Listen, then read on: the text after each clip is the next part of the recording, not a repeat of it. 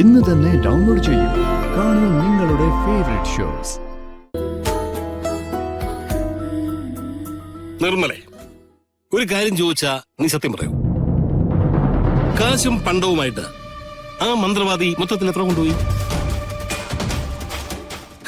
നീ ഉത്തരം പറയില്ലെന്ന് എനിക്കറിയാം. കാരണം തോറ്റ ചരിത്രം കേൾക്കുന്നത് കളരിക്കൽ നിർമ്മലയ്ക്ക് ഇഷ്ടമല്ലല്ലോ. പക്ഷെ ജയിച്ച ചരിത്രം പറയാനാണെങ്കിൽ ഒരു പ്രാവശ്യം പോലും ജയിക്കുന്നുമില്ല. ഏതോ ഒരുത്തന്റെ അടുത്ത് ചെന്നപ്പോ അയാളൊരു ശാപത്തിന്റെ കഥ പറഞ്ഞു. നീ അത് പൂർണ്ണമായും വിശ്വസിച്ചു, കാശിറക്കി. തട്ടിപ്പിന്റെ കാര്യം അവന്റെ കയ്യിൽ നിൽക്കുന്നില്ല എന്ന് മനസ്സിലായപ്പോ അവനെക്കാളും വലിയൊരു തട്ടിപ്പുകാരനെ കൊണ്ടുവന്നു. നീ അവനെയും വിശ്വസിച്ചു, അവനും കാശ് കൊടുത്തു. എന്നിട്ടിപ്പോ എന്തായി? കല്യാണവും കഴിഞ്ഞു, ആദ്യരാത്രിയും കഴിഞ്ഞു, നേരവും പുലർന്ന് പെണ്ണതേ ഒരു കുഴപ്പമില്ലാതെ നമ്മുടെ മുമ്പിൽ വന്ന് ദേ നിൽക്കുന്നു. ഇപ്പന്തേ നവീനെ അവളെയും കൊണ്ട് ഊരുചുറ്റാൻ പോകാൻ വേണ്ടി നിൽക്കുക. ഇനിയിപ്പൊ ഇത് വിളിച്ചു പറഞ്ഞ മന്ത്രവാദി പറയും ഊരു ചുറ്റുന്നതിനിടയിലാണ് സംഭവിക്കാനുള്ളതെല്ലാം സംഭവിക്കാൻ പോകുന്നത്. നീ അതും വിശ്വസിക്കും.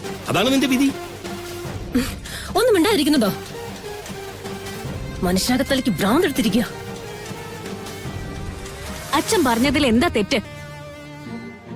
എന്തെങ്കിലും ഒരു കാര്യം അച്ഛൻ പറഞ്ഞു തുടങ്ങുമ്പോഴേക്കും അമ്മ അച്ഛനെ നിയന്ത്രിക്കുമായിരുന്നല്ലോ.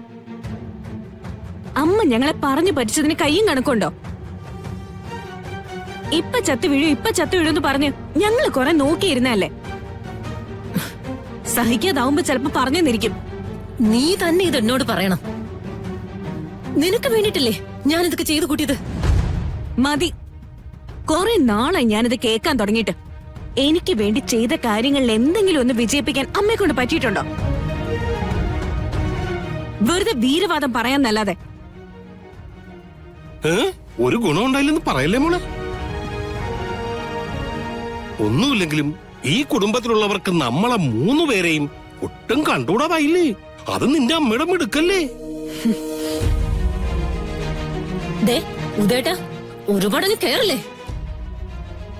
എനിക്ക് വായി തോന്നുന്നത് ഞാനും വിളിച്ചു പറയും.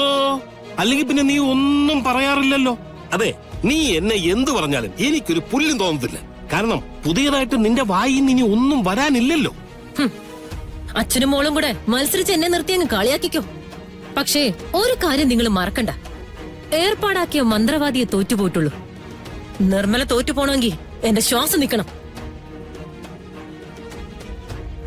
നവീന്റെ പെണ്ണായിട്ട് ഈ വീട്ടിൽ കയറി വന്നവള് ചത്തു കിടക്കണമെന്ന് തന്നെയാ ഞാൻ ആഗ്രഹിക്കുന്നത്. ആ ആഗ്രഹത്തിന് ഒരു കുറവും വന്നിട്ടില്ല.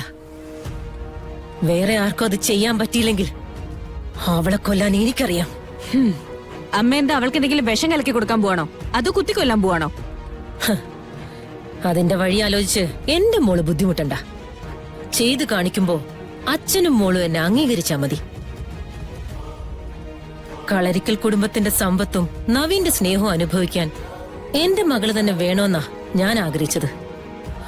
അത് ഞാൻ നടത്തിയിരിക്കും, ഇന്നല്ലെങ്കിൽ നാളെ.